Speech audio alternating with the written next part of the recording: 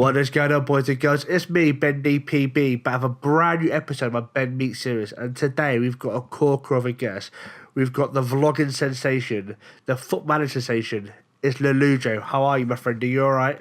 I'm very good, thank you. I like being described as a corker. I think that's the first time anyone's called me a corker. I like it. I'm just being polite that's for now. That's going to go on my business card. I'll train you out of that. But by the time you're done, you'll be describing me accurately. I'm going to bear that in mind. I'll learn a few words by the time we finish, I'm sure. Once we get some juicy stories out of you anyway. I have no filter when I do things like this, so be warned. Oh, I'm really looking forward to it now. Now, I start off the episode, like in every episode, with a couple of icebreaker questions just to ease you in gently. And my first and always my favourite question is, what's your favourite food? Pizza. Do you have a particular favourite? Any pizza as well. I'm not even fussy. It can be a £1 Iceland pizza, or it could be something like nice from a proper restaurant. As long as it's got melted cheese on it, I'm kind of on board. So to be fair, melt cheese on anything and I'll eat it. I'm a bit bored. I'm a margarita man myself. Yeah, it's got melted cheese on. That's fine. That works for me. But as long as it's not got pineapple on, I'll eat it. I was just going to ask about pineapple. Pineapple and anchovies are two of the big ones that I'm not fans of. See, I don't mind anchovies so much. At least they're savoury. I just don't understand. You might as well have strawberries on your pizza. It's just it says a lot about a person if they want fruit on their pizza. And none of that is positive. So my second one for you, what's your favourite TV show?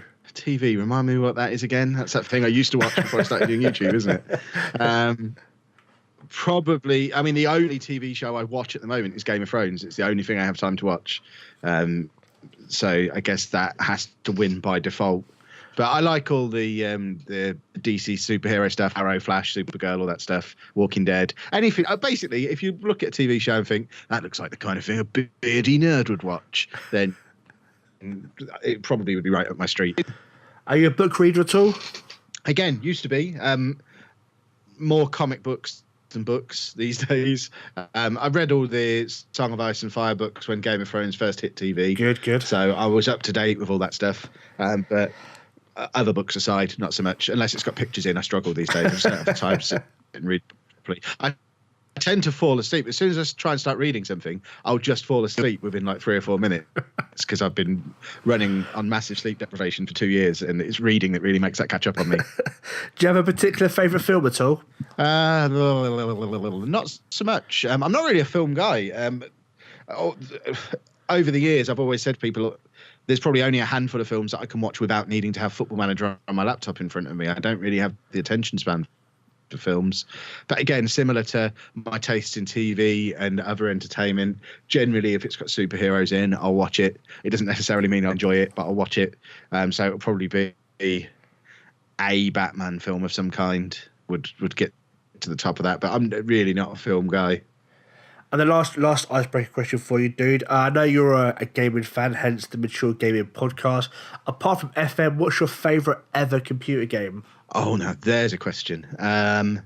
My official answer has to be BioShock, because it led to a massive argument on the podcast when we first got started, like 5 or 6 years ago, and actually led to us doing a massive vote for the best game of all time, because I said BioShock because it was like a year old at the time. Another guy said Final Fantasy VII, which I just don't understand because I don't get Final Fantasy at all.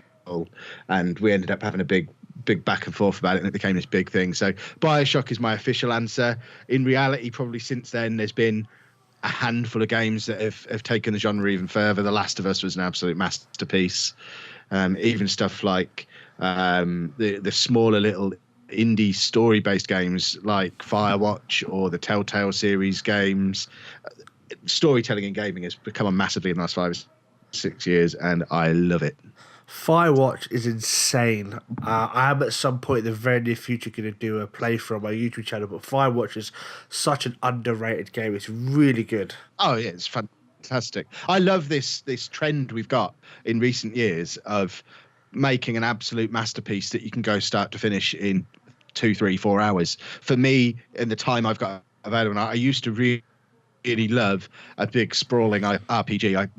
Skyrim, for example, I probably put 200 hours into, but I can't do that now. I don't have 200 hours to put into something. So to get that kind of feeling and experience out of something that is a complete package start to finish in 2 or 3 hours, it's exactly what I need as a 30-something gamer now who doesn't have time to sit and play a game every evening. He says when he plays Football Manager every evening. But that's beside the point.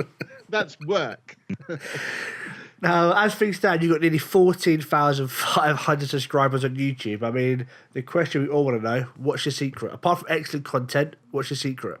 I had an unfair advantage to start with. So I always put that one out as a disclaimer when people ask how to do what I did. I'd been doing a gaming podcast for 5 years and other podcasts before that when I first started. So I didn't really have a natural first 20 episodes or so. I probably had 300 or 400 subscribers before I released a video, because I just said on the podcast, by the way, I'm going to start doing this YouTube thing, come over and subscribe. So I had a little bit of an unfair advantage. That being said, I would say there's probably only a handful of people who cross over between the two now. I think it was a little bit extreme and a little bit nerdy for the more general gaming crowd that we had over on the podcast. And there's not a lot of names I recognise in the comments now from MGP of old. So I think once we got past that initial boost, and don't overrate the boost yourself in any way possible. But once I got past the initial boost, there were two things. One is it being incredibly consistent. I've released a video almost without fail every day for nearly 2 years, which is a massive thing. People know 4 o'clock means Lollujo has a video out, and it very rarely isn't the case. And then I have to pass a massive amount of credit to Work the Space, who about a year ago, probably almost a year ago to the day, made me his manager of the month, and in a single day got me about 2,000 subscribers. Really? This time last year I was on about 3,500 subscribers. He made me his manager of the month, and it came close to doubling in a day, which was remarkable. And I thank him every time I speak to him.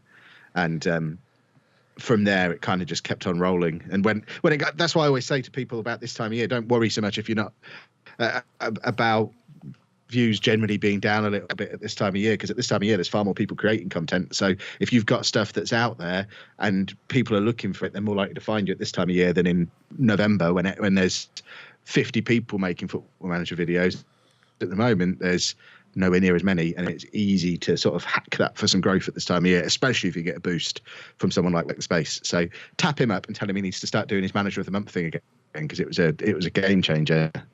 I'm gonna do that after we speak.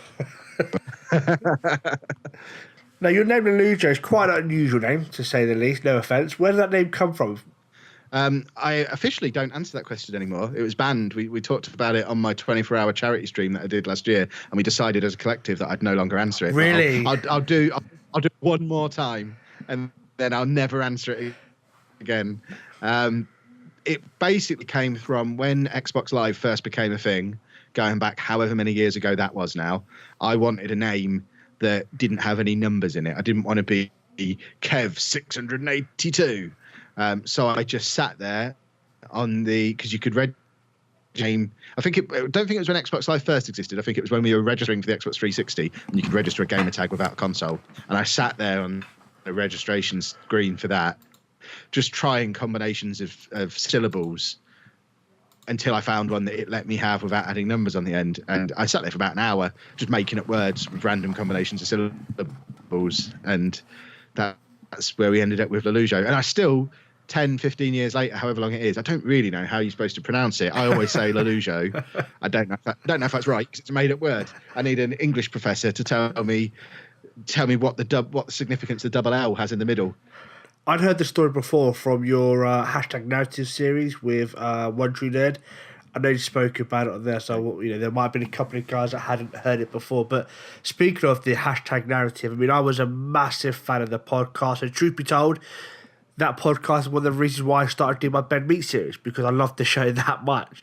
So I was a bit gutted to see the end. I mean, did you enjoy doing the hashtag narrative when you were available? Because at the time you were busy with work and whatnot, but was it something you enjoyed doing? Yeah, I really enjoyed doing it, but I think it's a lot of the blame for it ending has to sit with me, because I think we did, well, I say we, Matt did maybe 10 episodes, and I probably didn't even do half of them because it was just at a time when everything was so busy, and it was a great thing to do, but the wrong time to do it. And I wouldn't be surprised if something like that appeared again at some point in some shape or form, but at the time I couldn't find a way to fit it in, along with all the videos, along with the vlog channel, along with writing, and along with my podcast, and along with having a job. And even describing that stuff now, I realise I don't really understand how I've made it through the last 2 years.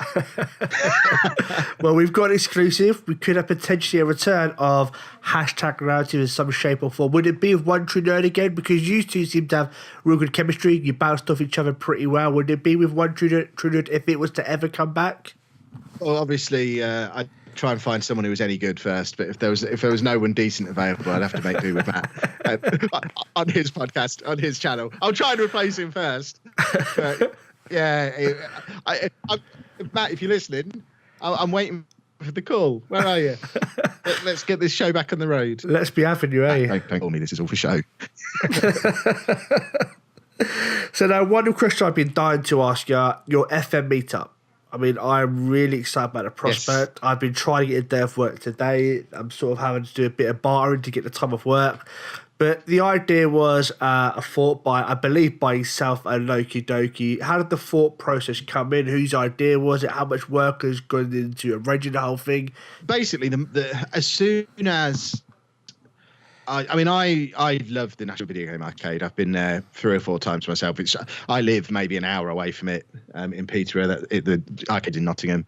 I did an event sort of in conjunction with them last year through my podcast, where we were originally going to hold it in the arcade, but in the end ended up holding it in a hotel across the road, literally across the road. You could sort of throw a person from one to the other, and then doing the arcade as part of it. So I had a kind of existing relationship with the NVA, and then when they announced that they were going to be doing their FM exhibition, I was straight on the email to them saying, right, here's my list of 10 ideas for ways we can work together on this. I'm really excited, and this is one of those ideas. So it's not going to be the only thing I do with the NVA between now and the exhibition ending early next year. I plan to be there on launch night, doing some video work for them, or for me, depending on how we hash it out. But regardless, I'll be there filming the launch, and I'd like to be doing it in conjunction with them. But if not, they're happy for me to do it off my own back. And I know Miles is going to be there that night, and a few other people from SI. So that's going to be an exciting night. There's other stuff in the works as well. But it was generally the moment that they announced that, I sent messages out to pretty much every FM YouTuber who I've ever done anything with before, saying, look, this is a thing. I think we should do a meetup, because I'd put the idea of a meetup to everybody. Well, I say everybody, to like the group of 5 or 6 people who I've spoken to about it. I spoke to them maybe at the turn of the year and said, look, I've been doing this for 4 or 5 years with my podcast. We do this annual meetup thing. It goes down really well. You don't need a lot of people to make it a really cool day. And it generally doesn't cost very much to do. You can usually cover your costs. But at the time, we kind of got stuck on that. It's a good idea in principle. We don't really know where we'd hold it, and would people come if it's just a come and meet your favorite YouTubers and that's it. We kind of need another hook to get them in, because with the podcast ones, we used to work with a retro gaming museum, so that would be the hook to get people there. But then this became a thing, and it just seemed like it worked perfectly. So I opened up the original DM group message on Twitter and said, look, this is now a thing. I'm going to suggest we do this event with them. Who's on board? And Loki was the one who said, yeah, that sounds brilliant. I'll fly over from Northern Ireland and do it. Just tell me when. And from then, the two of us have kind of been putting our heads together on how we could get it up and running. Working with the guys from the NVA, and now it's real. We've got to figure out how we make it a day that's worth going to for people, because at the moment the idea is, well, me and Loki are going to be there, and there's going to be football manager stuff there, and that's about as far as it gets at the moment. So we're hoping we just get a whole load of other creators to come along, and it just becomes let's just go and have a laugh. I mean, I was speaking to the NVA about it today, and I think we're all kind of agreed that the best way to do it, because the exhibition itself is going to be so awesome, we don't really need to do a lot. It can be a fairly informal thing. They've given us a room that has a capacity of about 100 people, and we've told them that we'll be in and out of that room throughout the day. So although the event officially has a capacity of 100, that doesn't necessarily mean it's limited to 100 people, because as long as there's no more than 100 people in there at a time, people could turn up for like the morning session and then disappear at lunchtime, and a few more people could come in, and some people could be in this room with the 100-person capacity while some others are wandering around the museum, and it can be a fairly fluid, informal thing, and they're happy to do it that way. That works better for us, and we kind of just play it by ear and see what happens. And if we end up with 30 people there, then it was a great laugh for those 30 people. If we end up with 300 people there, we think, whoa, okay, next time we do this, we'll put a little bit more structure into it and make it even bigger and better. So it's exciting. I love doing stuff like this. It's the most fun part of it. Anyone who watches my vlogs will know that any excuse for me to go to a convention of any kind, I'm there.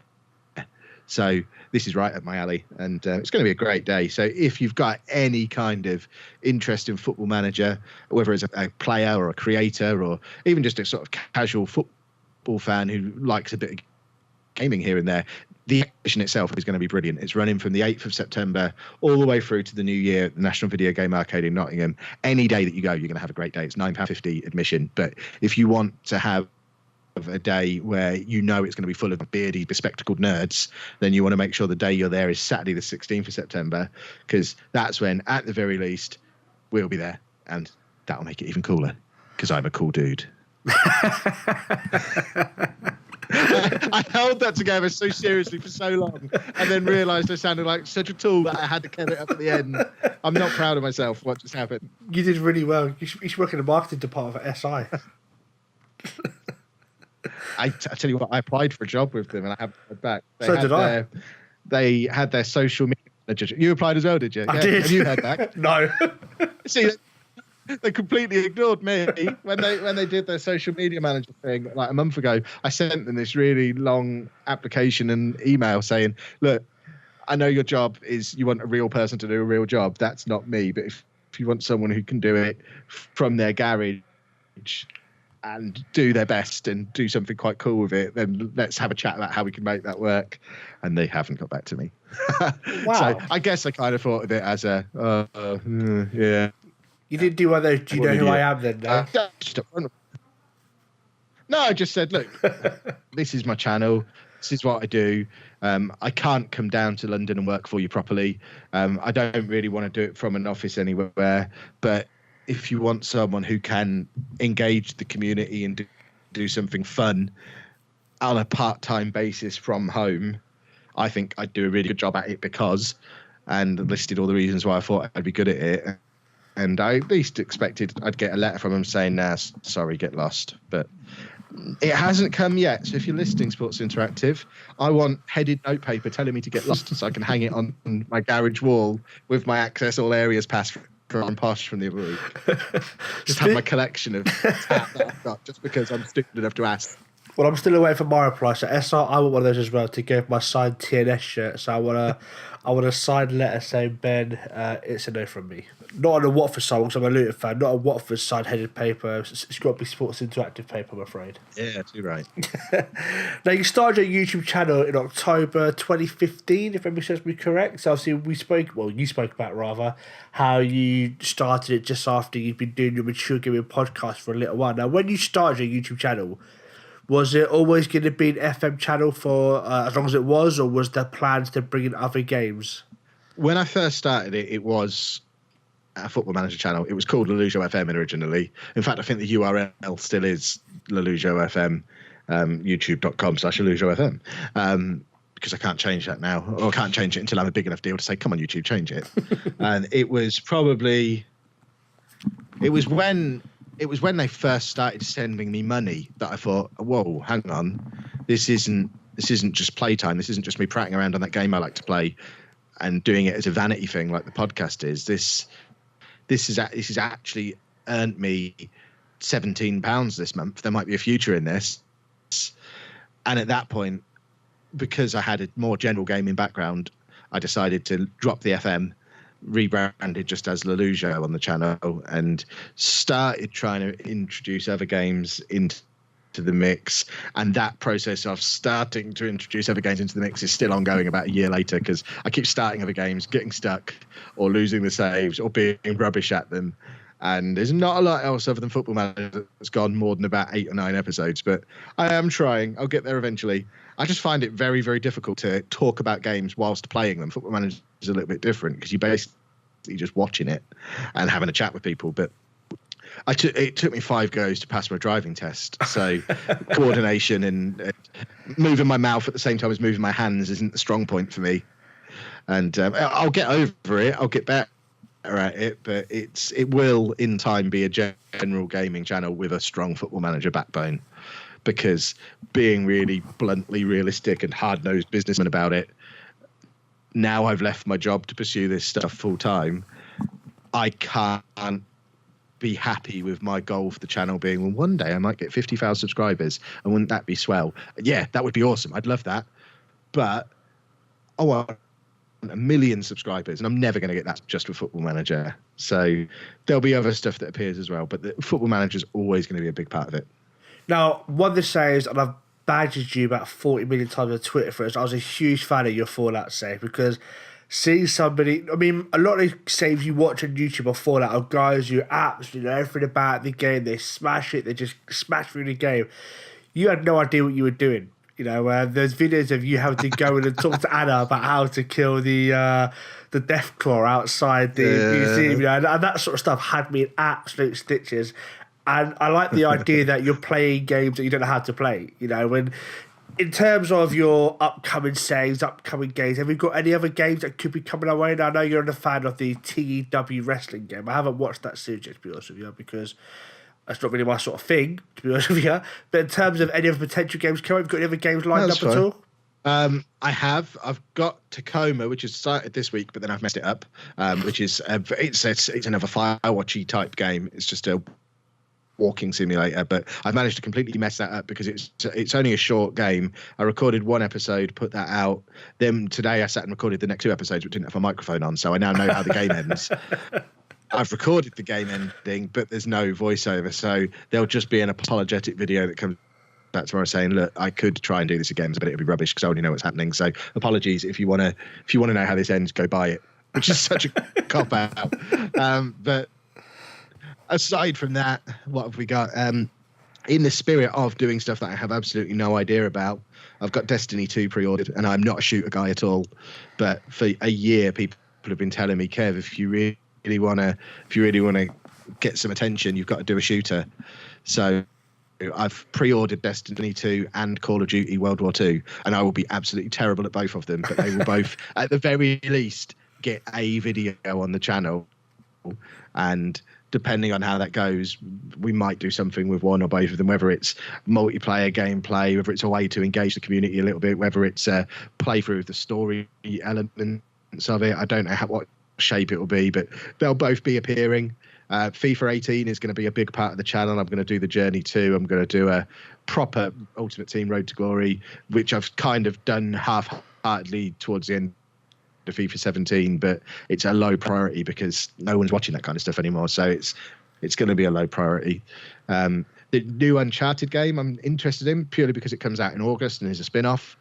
So that's coming in like a week's time, and I might do a bit of that on the channel.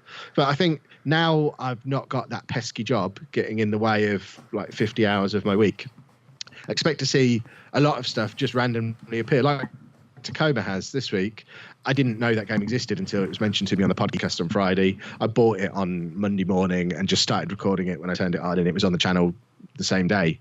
And there'll be more stuff like that, more stuff that just sort of randomly appears. So expect a backbone of a Football Manager with a heavy smattering of FIFA, and then a whole load of other stuff just sprinkled in here and there on a kind of ad hoc basis. And I'll be doing a lot more. I'll be this kind of tees into some of the other questions you've warned me about.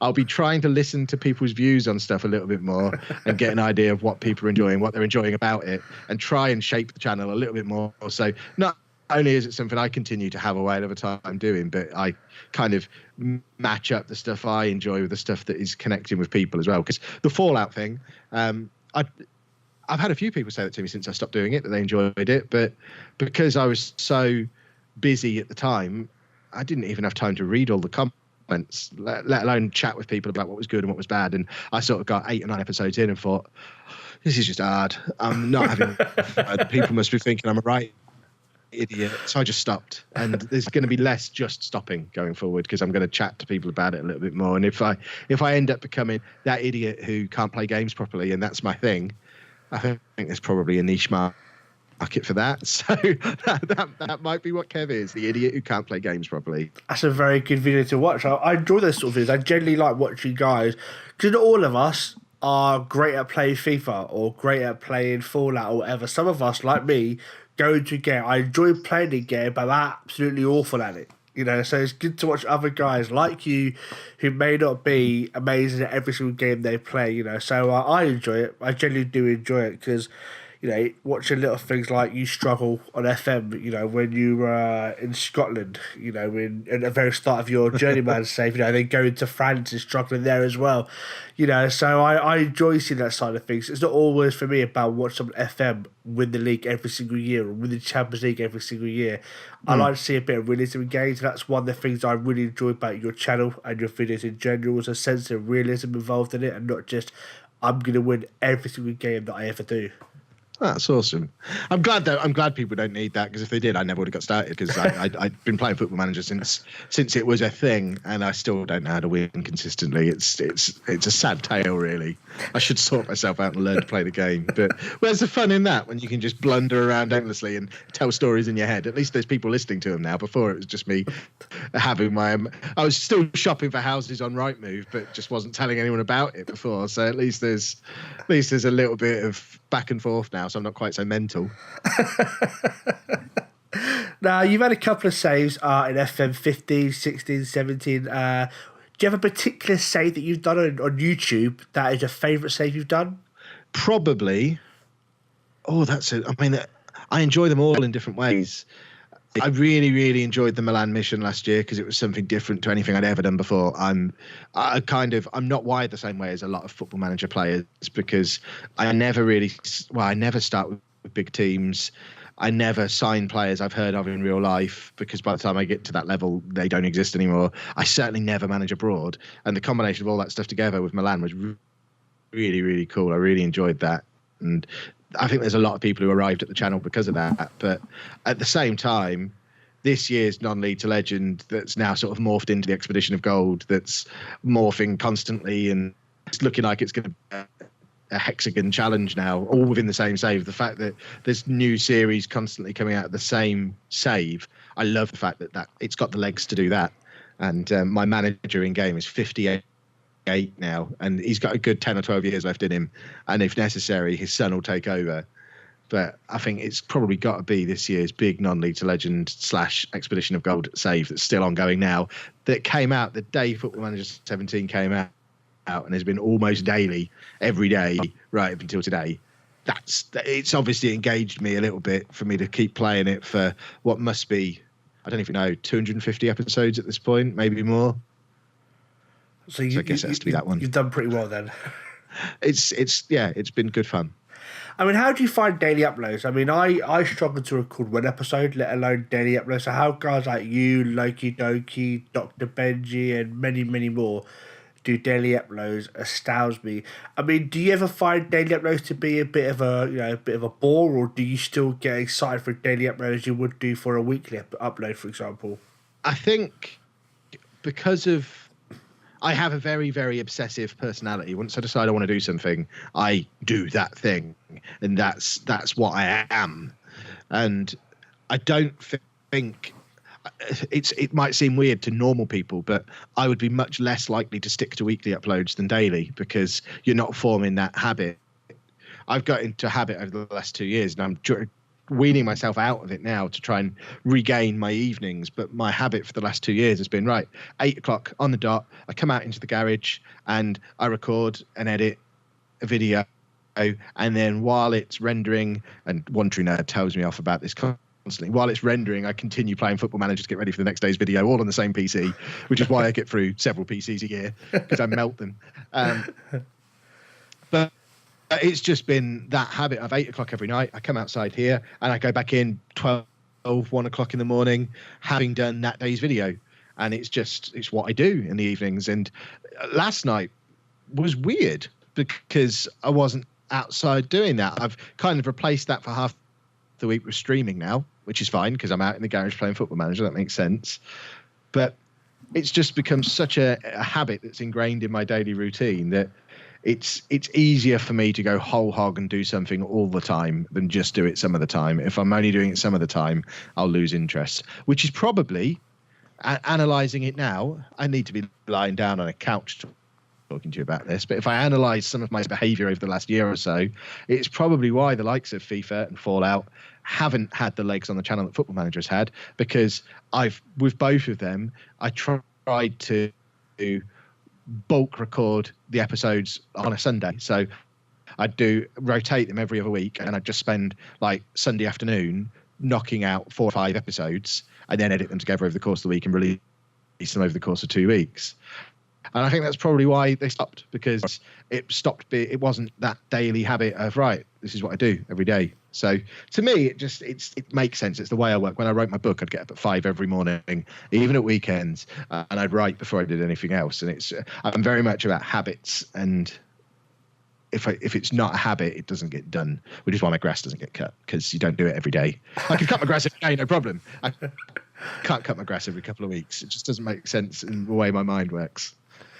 I was a big fan of your how-to guide, how to be a YouTuber, FM YouTuber, when you did it. I learned a lot of stuff from that, especially the thumbnails. The stuff from the thumbnails was stuff that I never did. Little things like the overlays. I'd never heard about that sort of stuff before. So, is there any other plans to bring it back? Because I sort of felt like there could have been a little bit more to that. I thought like the series was going to carry on. It sort of stopped at a point where I thought it might have gone on a little bit further now. I know LokiDoki's done his own version of the How to Be a YouTuber, which was a little bit different to what you did. Was there any plans to ever finish it off, or are you happy to leave it where it is? I'd like to finish it. I'm writing a book about it at the moment, which will probably tie into the videos coming back. There'll be a book along that topic, definitely before the end of the year. But I think the reason it stopped where it did, there was 2 reasons. Firstly, we got through all the stuff that I really felt like I was an expert in. And I did all them, and everything else was a little bit iffy still on my channel. And I did that last episode about search engine optimization with Loki, and realized he knew an awful lot more about everything to do with this stuff than I did, because we had a long chat after that episode as well. And he blew my mind with how much he knew and how right he was about some things that I had the opposite view on at the time, because I didn't know any better. And I actually thought, this guy really knows his stuff. I'm just going to stand back and let him do a proper job of it, because anything I do is not going to be as good as what he does. So let's let him do it properly, and then I can steal all his ideas and use it to write a book afterwards and make all the money. I like that idea a lot. Now, you've recently, due to obviously leaving, becoming a teacher, you've recently started doing a little bit more on Twitch. How are you finding Twitch at the moment? It's proved to be very, very popular. There's a lot of FM YouTubers now jumping from YouTube over to Twitch. How are you finding it? I love Twitch. It's so much fun. Just that immediate interaction with the community is just brilliant. It's doing one of the things I was most worried about leaving work and becoming a full-time garage dweller was that it was the isolation of it all. I was used to going into work in the morning, and I was the really annoying guy at work who nobody liked, because I'd go in and put sellotape on the bottom of your mouse so it didn't work when you first got in the morning, and put salt in the sugar pot, and just generally be in there annoying the hell out of everybody. And I love all that, thrive on that interaction, that nonsense. And that was my big worry coming into doing this full time, that I was just going to be sat in my garage alone 8 hours a day, and I'd just get bored of either Football Manager or YouTube or my garage or myself or whatever it might be. And Twitch has just been incredible for making me realize that that's just not going to happen at all, because anytime I do get bored, I can just hit start streaming and have 100 people turn up to just have a chat with, and that is brilliant. And I can see why, if you've only got a limited amount of time, people would stop YouTube altogether and do Twitch all the time. So say if you've only got 8 hours a week to dedicate to Football Manager content creation, I would struggle to not spend the majority of them on Twitch because it's so much more fun. That being said, it doesn't have the longevity, it doesn't have the audience size, it doesn't have the potential for growth yet, I don't think, that YouTube has. So YouTube is still going to be my daily grind. My grind's the wrong word because I love doing it, but it's still the thing that if people ask me what I do, I'm a YouTuber, but I also do Twitch as well. And hopefully Twitch becomes a bigger and bigger part of things because it's just loads of fun. We just have a laugh with a bunch of mates and it's awesome. What's your likes and dislikes for FM17? I mean, I'd struggle to come up with any dislikes. Any game that can suck 600-700 hours out of my life, bearing in mind how busy my life has been, to take 600 or 700 hours out of it on a game, that's got to be a pretty special game, regardless of whether I'm using it to make videos or not. If it wasn't a fantastic game, there's nothing in the world, no amount of money, no amount of anything that you could give me to make me to spend that much time playing a game that wasn't brilliant. So I'd struggle to criticize it. I always say when people say what's the best version of Football Manager or Championship Manager, it's always the new one. I think every year, and they're unique in gaming for this, but every single year, as far as I'm concerned, going all the way back to Championship Manager 2 when I first started playing sports interactive games, what they even called that then. But when I right back to Championship Manager 2, they've improved every single year, and I don't know how they do it. And I can't speak highly enough of them as a company. They just get it, and they know how to make the game better every single time. And I just wish that they would march into Ubisoft and grab the Assassin's Creed team and just beat the snot out of them until they stopped pouring turds out every year and got back to making great games. Sacrilege. I'm the biggest Assassin's Creed nerd. Assassin's Creed was... I loved Assassin's Creed for the first... I even liked the first one, which objectively was trash, but I loved it for the story. And I loved it all the way through the Assassin's 2 games. There was 3 of them, I think, wasn't there? Assassin's Creed 3 was fine. And then the boats arrived. And God, those boats. And from then, I've just never been able to get back into it. And I try, I have a little go, and it just doesn't feel the same anymore. And you look at any major gaming franchise that's been going for a long time, Call of Duty, even FIFA, Pro Evo, these games have had their ups and their downs. But I don't think there is a franchise out there that has consistently improved every single year the way Football Manager has for 20 plus years. It's brilliant, and I don't know how they do it. I'm one of those fans that I give Ubisoft my money every single year, despite me knowing the game wasn't great. I love the franchise that much and the game that much that every year I give them money. And every year I think, why? You know, these little things out. Before, we used to climb up walls, now you've got like friggin' hooks that fire up to the thing and you don't have to climb it anymore. It's just, the game isn't as good as it used to be, but every year I'm still going to give them my money out of loyalty like an absolute plum. I really am. Yeah. So do you have, obviously, you and LokiDoki made the Journeyman save a particularly popular thing. There's a lot of guys on YouTube doing Journeyman type saves now. When it comes to FM18, do you plan to carry the Journeyman save over and do another one, or do you have any plans for a different type of save? I'll do what I always do. I've played the non-League to Legend model for 10, 15 years. It's the only way I can get a long-term save out of Football Manager. I can't sit and...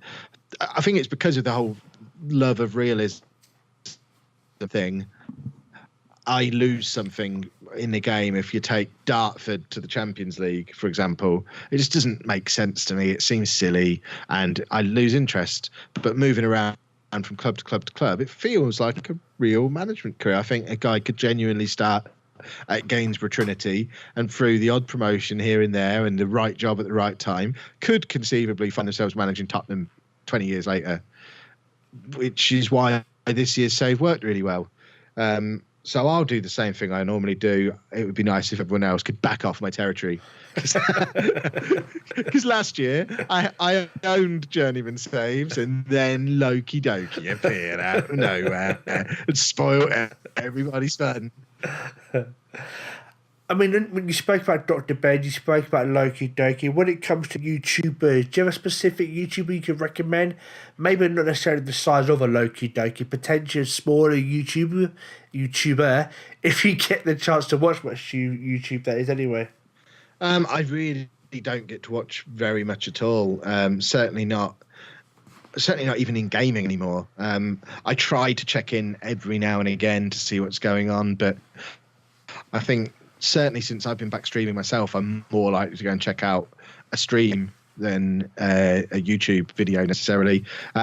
One True Nerd's the obvious one I always go back to, because me and him started at the same sort of time. And I think he does consistently very, very good videos. Proudy's another one who does very, very good quality videos. So the two of them can do stuff in editing that I can only dream of. And I like all that. I don't know that I'd ever be bothered to do it because it would add too much to the workflow. But the fact that they do it is really cool. But I am guilty of not scouring the sub 500 subscribers category as much as I used to now, and I need to get back on that, because there was a spell when people would be sending me their videos around about the time I was doing the how to be a YouTuber thing. I was inundated with videos from smaller creators, and although I didn't necessarily get through them all straight away, it was fun. So I just invited people to send me videos. I was just going to say that. I want to see what people are up to. Yeah, send me videos. I want to see what people are up to. I want to do what Work Space did for me. I want to pluck someone out of obscurity and find them a whole. I mean, I'm not going to be able to find you 2,000 subscribers. Remember, he had 60,000 subscribers when he did that for me. It's a bit different, but if I can help someone get an extra 300 subscribers or something just by saying on my channel, look, you know what, this guy, he's not been going very long and he's only got 30 videos, but they're brilliant. Go check him out and subscribe to him. I'd love to be able to do something like that for somebody. So people, send me your videos, let me have a look, and if I see someone who really connects with me, then absolutely I'll do something like that. You are so going to regret saying that now. I'll just ignore everybody. As long as I say in public that I want them, just send back a response of, it was great. Keep it up. Copy and paste. Yeah, if you get keep up good work back from me as a reply, that means I didn't watch it. So bear that in mind as well. I'm trying to cover myself against YouTube's antics. Don't accept keep up the good work. That means I was tired and I didn't want to watch it, and I just said that to make you go away. So don't let me do that. Challenge me if I say keep up the good work. So speaking of, and I'm now going to drop that in for somebody as well to see if they've got stones to challenge me. Speaking of copy and paste jobs, when it comes to your good and your bad points in YouTube, what do you see as your good points and your bad points? And you can't put copy and paste in it as a bad point, by the way. What, with me as a creator? Correct, yeah. I think my big, I don't know, I can't put copy and paste, but I think generally the thing that I wish I'd done better over the last 2 years was connecting with my subscribers, with my viewers, with my comments section. I have looked, please don't clip this out without the full sentence. I've looked longingly at LokiDoki from time to time because of the fact that he's been able to foster this fantastic community with his gang, because he has been able to spend a couple of hours a day every day replying to every single comment that goes onto his videos. And I wish I'd have had the time to be able to do that, because it's just like rocket fuel for growth. And as much as I wanted to, and as much as I still read every single comment, you'll know when I've read a comment because I always stick a like on it. That's my way of telling people that I've read it. I just haven't. I still, even now, haven't been able to find that pocket of time each day to go through and reply to everybody, start conversations. I started my own Discord channel or whatever it's called, and I've not been in it for 3 weeks probably, and before that it was maybe a month. I'm terrible at that whole being a decent human being thing. And I need to get better at that. That's the top of my priorities for the next couple of weeks. Even it's that higher priority. I've got to get better engaging people, because I think that's the big difference between me and someone like Ben and Loki. I would say they're the examples that you have to look at and think, right, if you examine rates of growth among Football Manager YouTubers, getting to where I've got to in the time I've got to, that's not to be sniffed at, but I haven't had the kind of acceleration of growth that either of those two had. And what have they done differently to what I've done that I can steal from them and apply to my own channel? And for Loki, the obvious thing is that engagement and that community that he's built. So absolutely, I need to get better at that.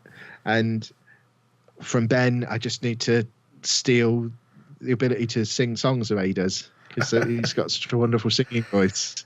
But just that kind of total off the cuff humour that he's got is spot on, and it engages people. And the quality, not quite to the extent of someone like Proudy or One True Nerd, but the quality of editing that he does is again leagues ahead of what I'm capable of. It's not even that I can't be bothered to do it. I'm just not capable of doing an intro sequence the way Dr. Benji can at the moment. But it's something that I'm definitely going to work on. I think my strengths, as you're seeing from this probably, I can talk and talk and talk forever.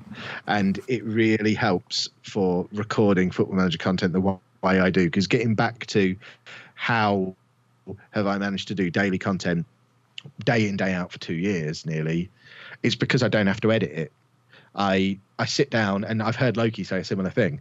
I sit down, I record a video, and then all I need to do to get that video out onto YouTube, because I don't even watch them back.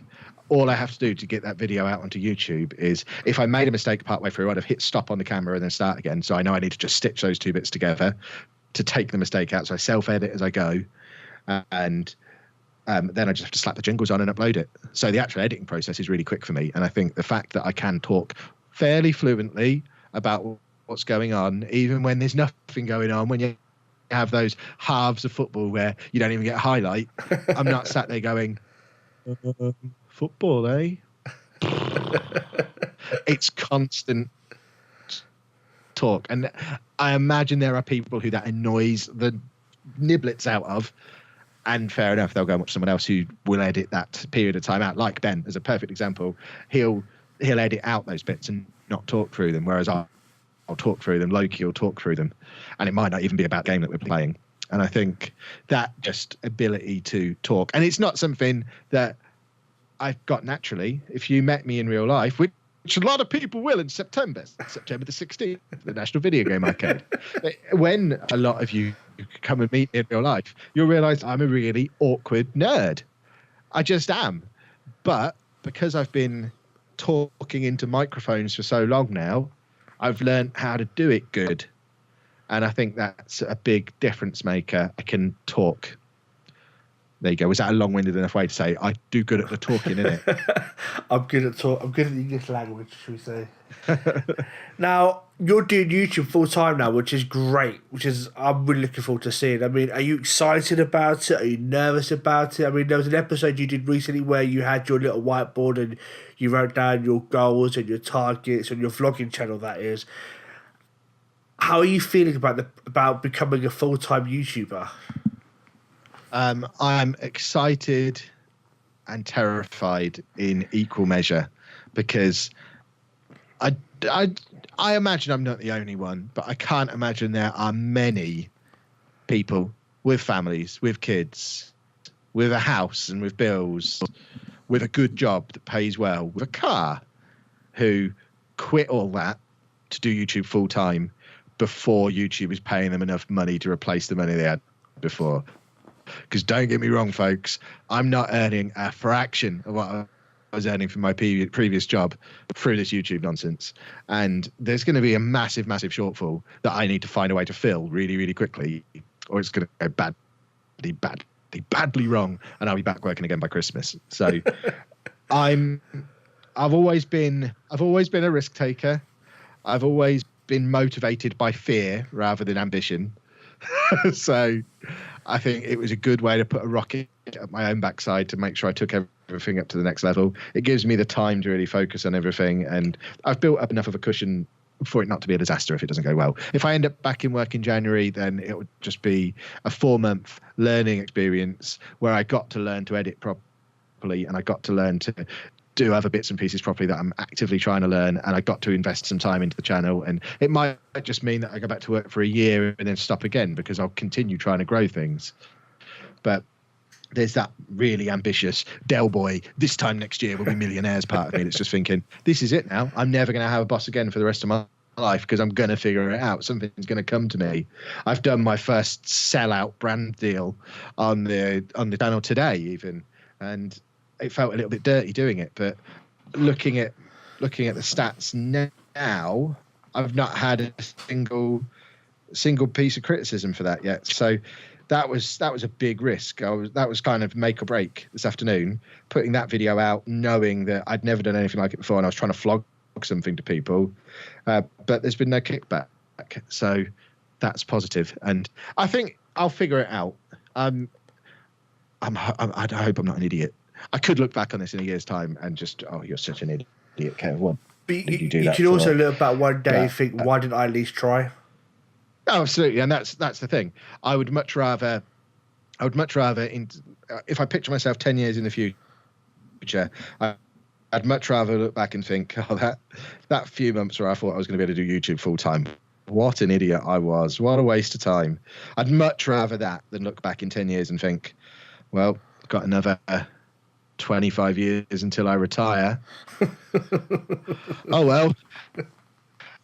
Glad I didn't try YouTube now. That would have seriously cut into this lifetime of working for someone else that I've got to do. So at least I've tried.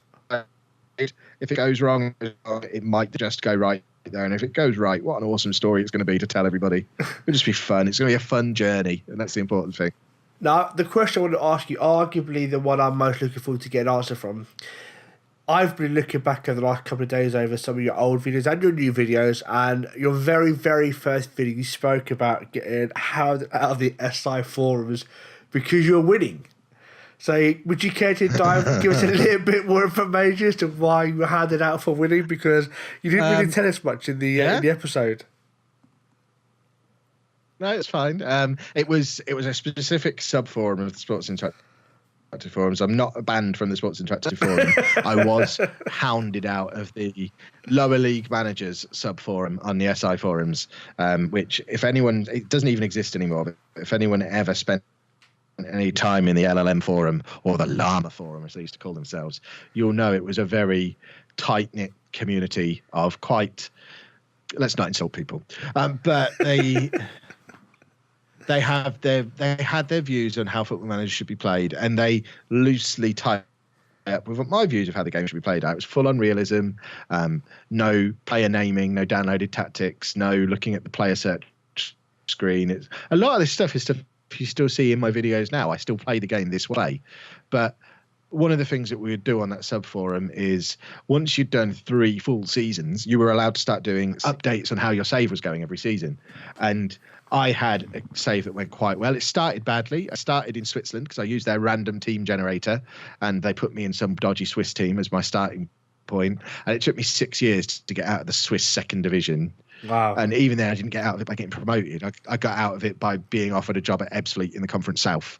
So you could argue I never really made it out of it. But from there, it started to go quite well because I was back in more familiar territory in the English structure. I ended up at Posh, the team I love. Picked them up in League Two, so they've been relegated. And over the course of about 10 or 12 seasons, did the whole, got them promoted. It got them into the Champions League. Fairly slow growth, but we won the Champions League. And at that point, a couple of people started saying, yeah, it's not possible to do this without using the player search screen, without using downloaded tactics. You must be cheating. And I knew I wasn't cheating. So I sent the save file to one of the moderators and said, look, I've got nothing to hide. Here's my save. If you think I'm cheating, prove it. And he came back to me and to the forum as a whole and said, well, I've just used the, whatever it's called, the editor thing that you can use to have a look at, like the in-game editor. I don't know if that was a thing then or if it was a third-party thing that they had. And I've just done a search based on potential ability. And of the top 20 players in the game for potential ability, like half of them are in your posh squad.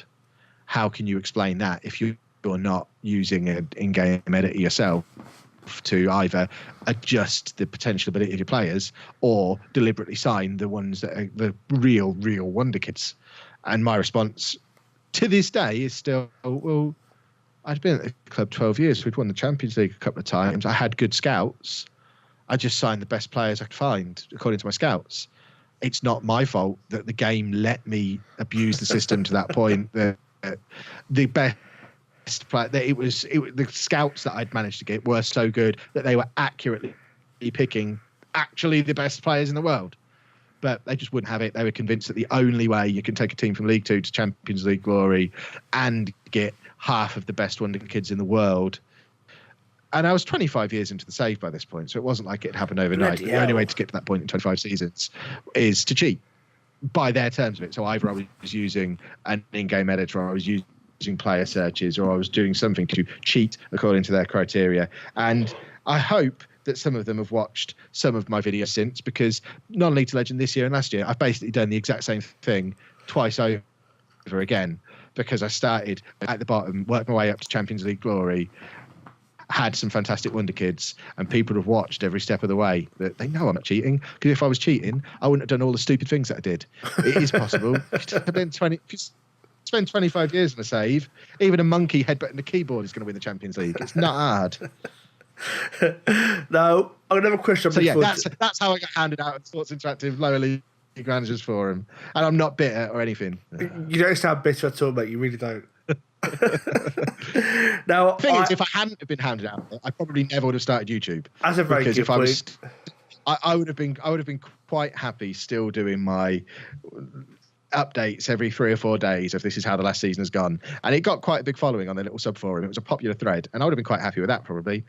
In the end, I got so burnt by the whole thing, I just withdrew from the Football Manager community entirely for 6 years. Oh wow! I just didn't engage with it at all. I didn't follow anyone on Twitter. Didn't know that it had been something, because this was back in 2009. This was all happening, so I didn't know that Football Manager made its way to YouTube. I didn't listen to any podcasts. I didn't engage with Football Manager community at all for 5 or 6 years. I just bought the game, played the game, completely isolated, and it wasn't until YouTube dragged me back in again that I've re-immersed myself in the community as a whole. So I say I'm not bitter, but it stung a little bit, and I did pull away for a long time. Nobody likes to be accused of cheating, do they? Nobody likes that, especially when you know you haven't been cheated. And that's the thing. And once someone's got it in their head that they've got proof that you have, it doesn't matter. It doesn't matter what you say. There's always going to be that element of doubt. People are always going to think, well, what if they are cheating? There's no way to ever earn that trust back. Well, look at you now. Look at them, eh?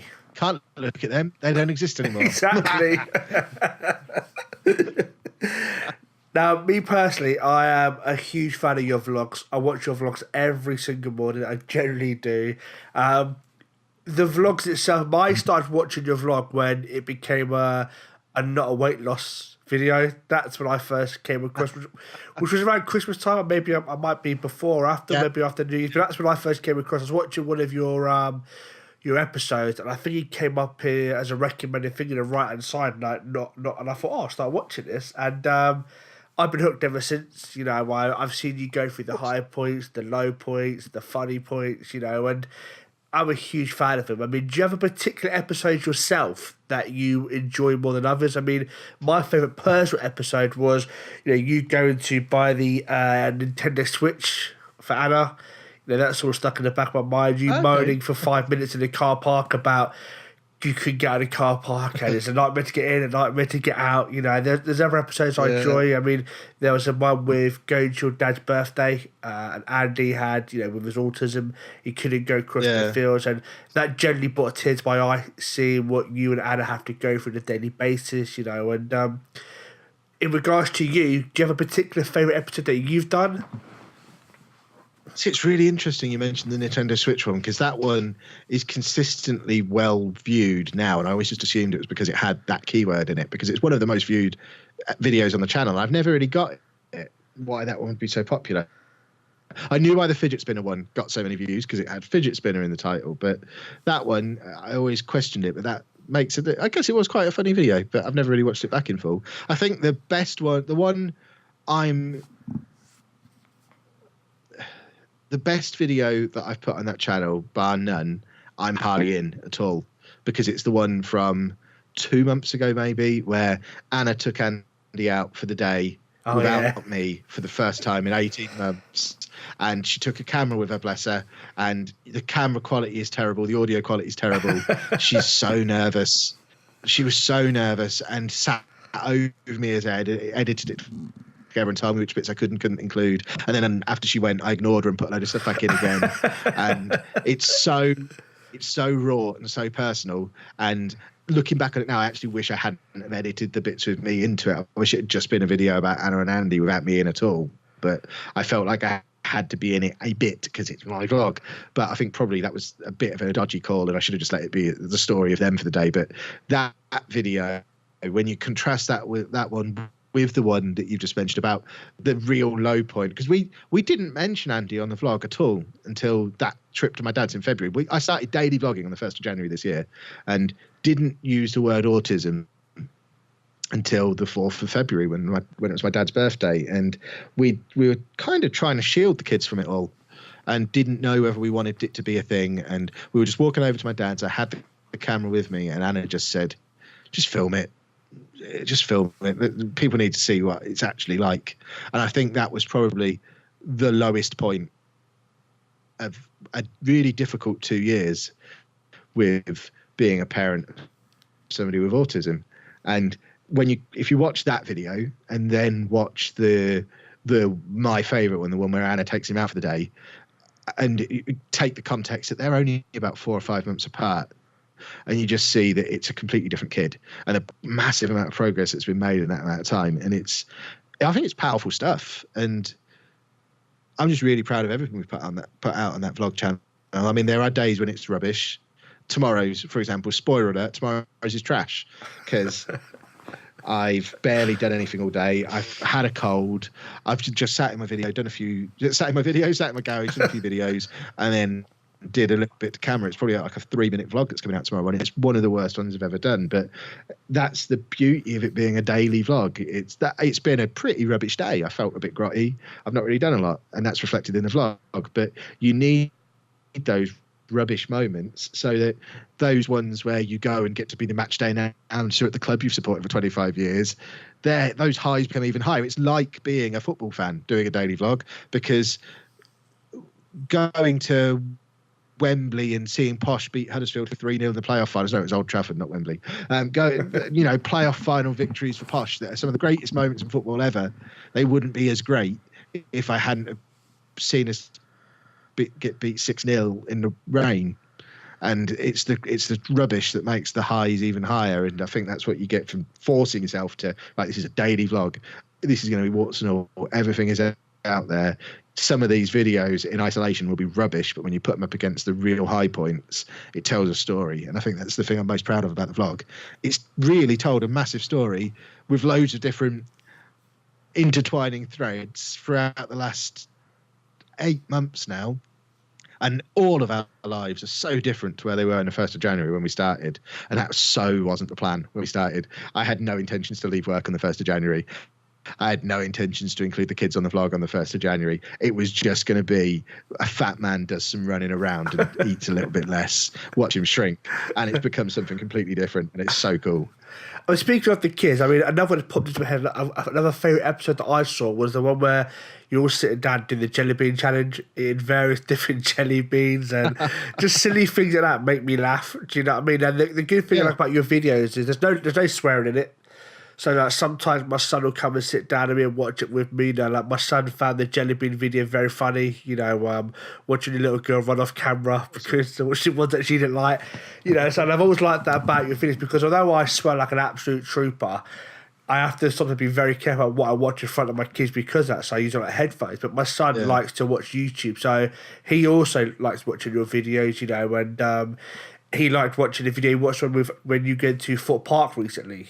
and Andy going on in the night guard and Ryan wanted to go home after he'd just got on it. Do you know what I mean? So, yeah, that sounds about right. The birthday cake, he didn't want to come out by the birthday cake as well. So, I mean, Andy has me in stitches. A lot of episodes where I watch Andy, he has me in stitches, and he certainly has its moments. He's suddenly become an internet star. It's not anything we anticipated at the start of the year, but it's his vlog now. I might even have to rename it. It's obviously about him, and he is the star of the vlog. And he doesn't even. I mean, the thing is, I say he doesn't know it. Too right, he knows it. He does his own outros sometimes. He knows he's the star of that vlog. He loves it. He's just obsessed with YouTube, and I think he loves the fact that he's now a YouTuber and more famous than anyone else involved in it. Little rascal. So you can, as you said, you can see how far Andy's come from February to now. I mean, back in February when you couldn't even get him out the house, when you had to drive him back from your dad's house to your house, to now Ray's out of Fort Park, or when you're going out to dinner and whatnot. It's great to see how far he's come and that he's actually getting to go to school when he can. And there's little things like the jelly beans, or the little things like the fidget spinners, and you run around trying to buy them for him, or he'll go to the church to hear the bells. Like, it sort of feels like we're living it with you. Do you know what I mean? Yeah, and that's why I need to get better at the whole community engagement thing, because there's thousands of people out there who know so much about us, and I need to make a bit more of an effort to reciprocate a little bit and start building a proper community. And I think this event in Nottingham is going to have a big impact on that, because I'm actually going to be able to start putting some faces to names. And it was a big moment in the history of the podcast when we first started doing events, because all of a sudden, instead of us just talking to a bunch of numbers every week, it was right. Well, there's this big group of people who we now meet up with at Eurogamer Expo every year, who travel from all over the country to meet up with us, and they're our mates. And suddenly the podcast changed from this thing that we did because people were downloading it to this thing that we did because we know who these people actually are, and we're now talking to them. And I'm hoping the channels go through a similar sort of transition as I get to meet more people, and it becomes that little bit more personal. And I think that's a big key to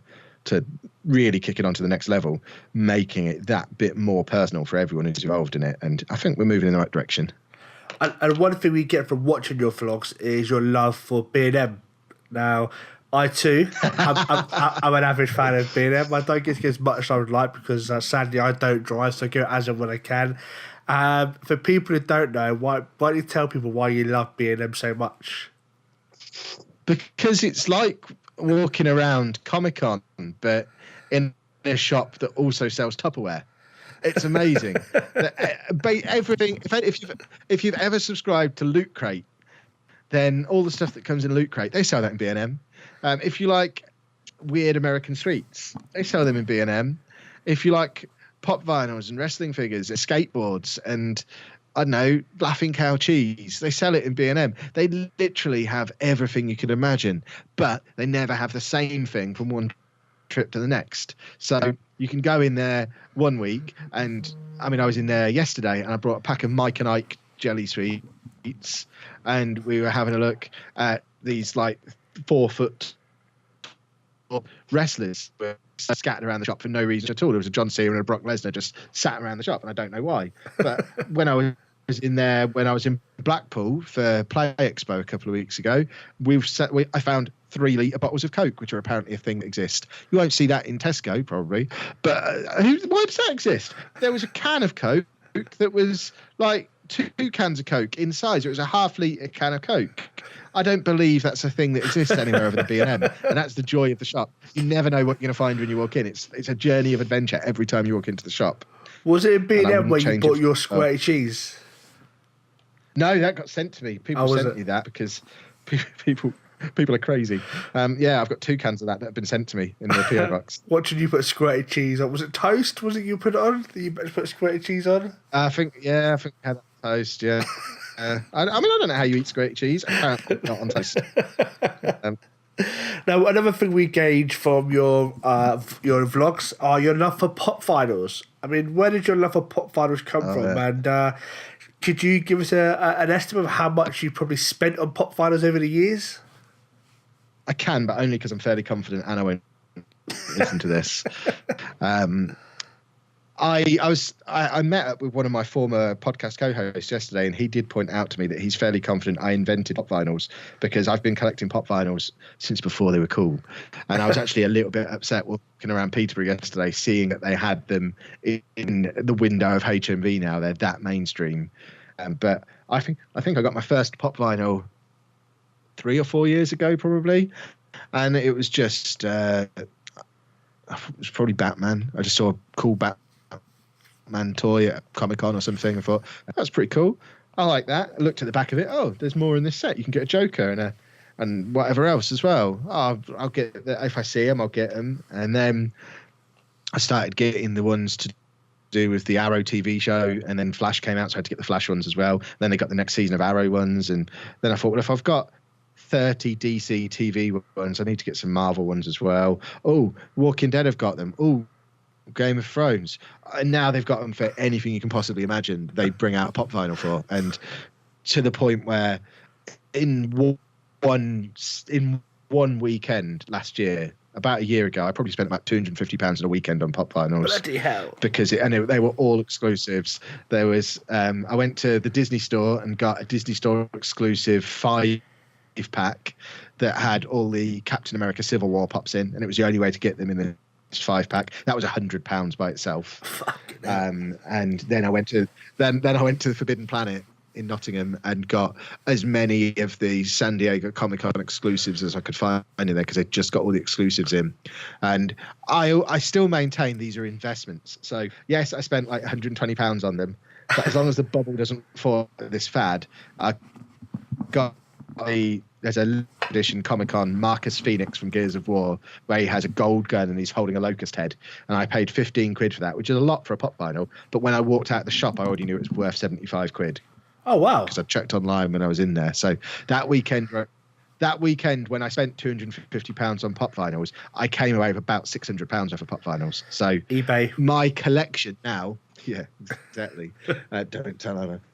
My collection at this point, I've got probably about 150 of them, and we're actually getting to the point now where I've had a conversation with my insurance company about whether I need to be insuring them as a separate item, but apparently because they're all individuals, it's fine. The collection itself is probably big enough to be an insurable item. I reckon I've probably got about £2,000 of pop vinyls at this point. Wow. I haven't paid £2,000 for them, but based on their value, and I keep track of their value on those various sites where you track their values and things, and the values will be slightly lower for me because I don't keep the boxes, because I wouldn't be able to fit them in my house if I kept the boxes. So I've only kept the boxes of the really rare ones. But I would, at an estimate, if my house was to burn down tonight, I have my inventory that's on this collector's website where I'd be expecting about £2,000 to replace them with, which is just stupid. And it's getting to, I've got nowhere to put them now. I've got some that are just stupid. I've got a Wonder Woman with her invisible jet that is the size of like 3 shoeboxes stacked together, and it's never been out the box, so I've got nowhere to put it.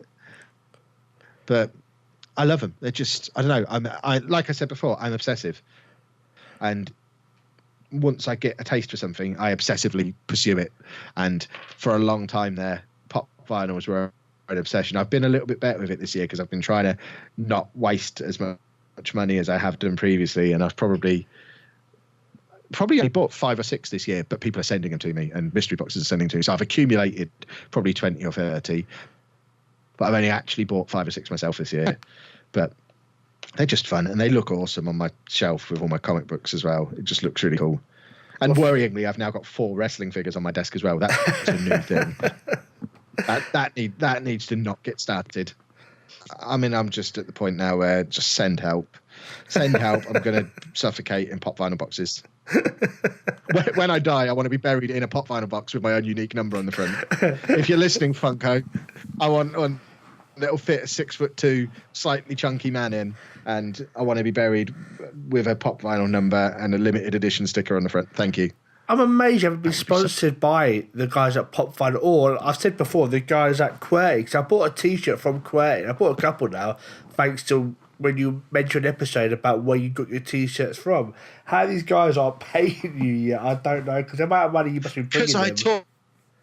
talk about constant. Yeah, that's why they don't need to sponsor me. I'm a monk. I need to contact these companies in advance and saying, by the way, I really like your shirts. I wear them quite a lot. People keep asking me where I get them from. If you want me to tell them, send me some money. But no, I just promote them anyway, and then go to them and say, oh, by the way, I talk about your shirts all the time. Can I have some money, please? And quite rightly, they probably just think, well, you talk about them anyway. Where's the incentive for us to pay you anything, you idiot? I bought a few Rick and Morty. Now I'm an official businessman. I need to get a bit smarter about this stuff. I bought a few Rick and Morty t-shirts from Querty after coming across you, and after you recommended them. I also bought a couple of Game of Thrones t-shirts from there as well. So I like the fact that, like you mentioned, that they're only on there for a day or two, and after that they're sort of gone forever, which is something that I quite like the idea of. That's how they get around copyright, the rascals. Well, unfortunately, that didn't quite work for you, did it, with your t-shirt? No. Well, I got 2 weeks sales out of that. And I still maintain, if you go through the WWE shop and have a look at some of the shirts they've got on there, they're stealing intellectual property just as much as I did. So I won't take them on because they've probably got more expensive lawyers than I have. But I still maintain, if they're allowed to have a shirt that's basically a Jack Daniels label for one of their wrestlers, then I'm allowed to just change the name and put my own name on a shirt in a similar style to what they've done. But apparently that's not the case. To be fair, it wasn't WWE who told me to stop. It was Teespring who said to me, yeah, we're not going to sell this anymore because we don't want to get sued. Could you go for a different shirt manufacturer, or? I could. I quite like the fact there's only 3 of them in existence. I don't, because I didn't get a chance to buy one. Well, don't worry, there'll be more, just slightly different at some point. I like having limited edition stuff out there. It's awesome. I mean, I'm a big fan of the podcast as well, the Mature Gamer podcasts. I like the fact that, you hear some gamer podcasts and it sounds like a bunch of journalists talking, but hearing you, Anna, and Pab talk, it just sounds like a bunch of mates sit around talking about Witcher and E3 and whatnot. So how did the idea of the podcast, because it's been going now for 8 years, 6 years, 8 years, how did the idea of it come along? And that podcast has been going about 6 years. We did have one before then that was on a different topic completely. Me and Steve, Sheepdog, we started when we were at uni together in 2000. Well, we met in 2009. We were podcasting by 2010. And it was all because of a potato. We drove past a sign on the way home from uni one day that said Alan's Potatoes, the best in Lincolnshire. And we can't remember which way around it was, but one of us turned to the other one as we were driving along and said, do you reckon they are? And we decided we were going to go find out. And the Best Thing From podcast was formed, where we basically went around different counties trying to find the best thing from every county. We never did decide what the best potato from Lincolnshire was, but we spent about a year and a half travelling around the country trying to identify the best things from as many counties as we could, until, as students, we inevitably ran out of money when we had to start travelling like 150 miles to go to a county. So we had the podcasting bug. We really enjoyed it. So we had to come up with an idea that would allow us to continue podcasting every week, but wouldn't cost us anything to do.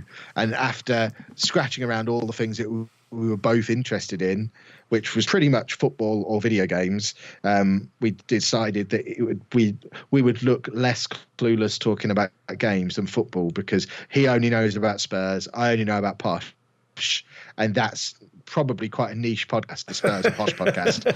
So we decided we'd probably had a bit more mileage in video games. I'd been a member of a video game forum for a long time, the Mature Gamer forums, which I think they still exist, but I'm banned from them too because of reasons.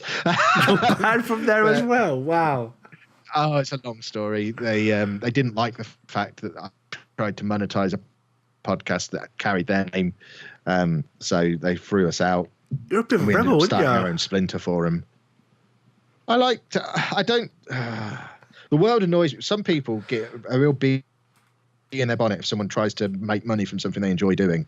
Agreed. And I just don't get that frame of mind.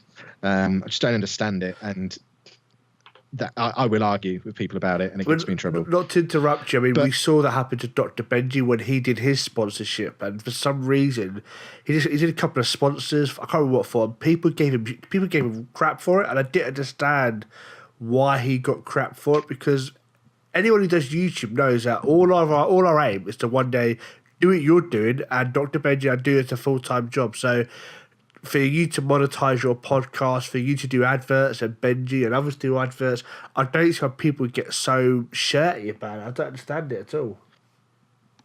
It's just jealousy. People see someone doing something they enjoy doing and they're getting paid for it and they're jealous because they wish they could get paid for doing something fun. And it all stems from jealousy, and people just need to grow up. And I'm fully expecting backlash from both the fact that I've done my first advert today on the channel and the fact that I'm telling people to grow up on a podcast. But just seriously, grow up. You know, if you're that bothered about someone earning money doing something they love, stop watching football. Agreed. Stop listening to music. Stop going to movies, because all of those people are getting paid to do something they love. Why shouldn't I? Shut your face, moron. Okay, that's my response to people who get annoyed about the bad thing. And that is how we're going to close the podcast out, people. Yeah, I just dropped the mic. If it wasn't so expensive, I would drop it. But I'm afraid now I don't have a job. I can't buy a new one. Well, there we go, boys and girls. Another episode of Ben Meets with Lollujo over today. Absolutely cracking interview. I thoroughly enjoyed myself. I could have talked all bloody night, but I'm not going to hold him any longer than that. But thank you so much for coming on, dude. If you want to give yourself, I don't know why, because let's be honest, they all know you anyway, but give yourself a shout out with your social media and whatnot, please. You're more than welcome to do so. No, it's generally, if you type Lollujo into Google, you'll find everything that I do. LOLLUJO. That'll take you to my Twitter, my Facebook, my Instagram, my Snapchat, my YouTube channel. And it also all collects together at lollujo.fm as well. So that's my website that has links to everything on. So that's the best place to go and find me. Thanks for having me. Now, thank you for coming, dude. It's been an absolute pleasure. Well, there we go, boys and girls. Thank you all for your love and support. Without any further ado, I'm going to bid you adieu. But don't forget, before we go, Diolch.